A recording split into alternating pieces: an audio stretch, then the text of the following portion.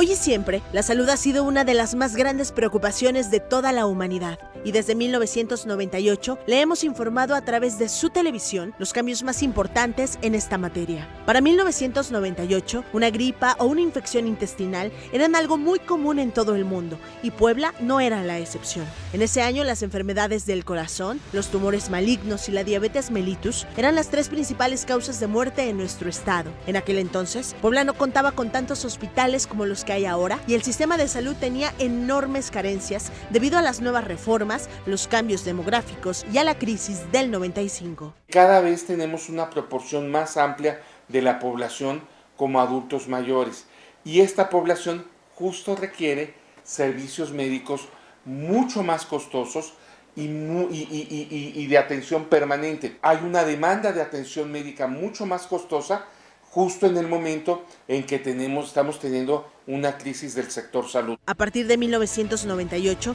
comenzó el surgimiento de nuevas enfermedades emergentes o reemergentes. ¿Quién no recuerda del temor que provocó en su momento el dengue, el Zika, la tuberculosis o la influenza? Enfermedades que llegaron a ser una amenaza para la salud pública. Se pensaba en ese momento que era la pandemia que se esperaba, ¿no? Pero afortunadamente no logró tener el impacto que COVID tuvo, ¿no? Pero sí fue importante porque México era de donde se hablaba que era el generador de este problema de salud, ¿no? Tuvimos ese problema en 2009 y después bajamos la guardia. Esos años también fueron el inicio de la privatización del sector salud, es decir, el surgimiento de un gran número de nuevos y modernos hospitales, clínicas privadas y pequeños consultorios en farmacias. Esto hizo que con el paso de los años creciera considerablemente la infraestructura hospitalaria pública y privada. Una gran cantidad de hospitales son privados y ahí la mayor parte de la población no puede acceder, e incluso la población que puede acceder para enfermedades normales, ya para enfermedades graves no puede financiar. Era imposible para la mayor parte de las familias mexicanas. Sin embargo, 2017 marcó el inicio de una nueva crisis hospitalaria. Un sismo de magnitud 7.1 dejó inservible uno de los hospitales más importantes de la entidad, el IMSS de San Alejandro, que albergaba 415 camas. De acuerdo con el instituto, el siguiente paso estará a cargo del contratista a quien le sea adjudicada esta demolición. Así que la fecha para comenzar con los trabajos para la reconstrucción de San Alejandro siguen en el limbo. La solución fue trasladar a la mayor cantidad de pacientes al hospital del IMSS de la Margarita, obligándolo a operar con sobrecupo. En ese año las cosas no pintaban nada bien. Sin embargo, nadie imaginaría que lo peor llegaría en 2020 con el inicio de la pandemia de COVID-19.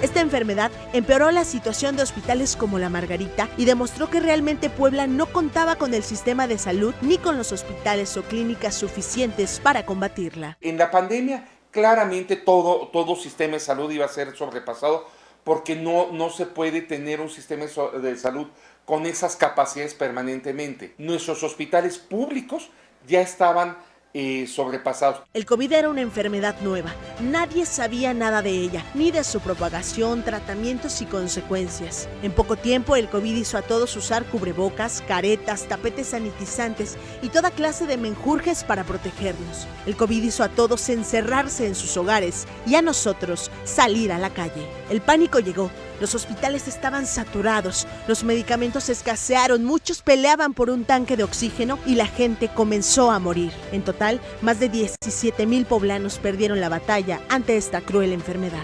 Tras más de un año, la esperanza llegó en 2021 con la primera jornada de vacunación para adultos mayores en Puebla. Nadie olvidará a la gente durmiendo en la calle, las filas interminables y el caos que se vivió durante muchas jornadas. Luego de un cuento de verdadero terror, 2023 llegó con grandes noticias, entre ellas la construcción de nuevos hospitales del IMSS en Amozoc y Cuautlancingo, así como la esperanza de tener de regreso a San Alejandro. Pero sin duda, la mejor llegó el pasado 5 de mayo con el anuncio del fin de la pandemia. It's therefore with great hope that I declare COVID-19 over as a global health emergency.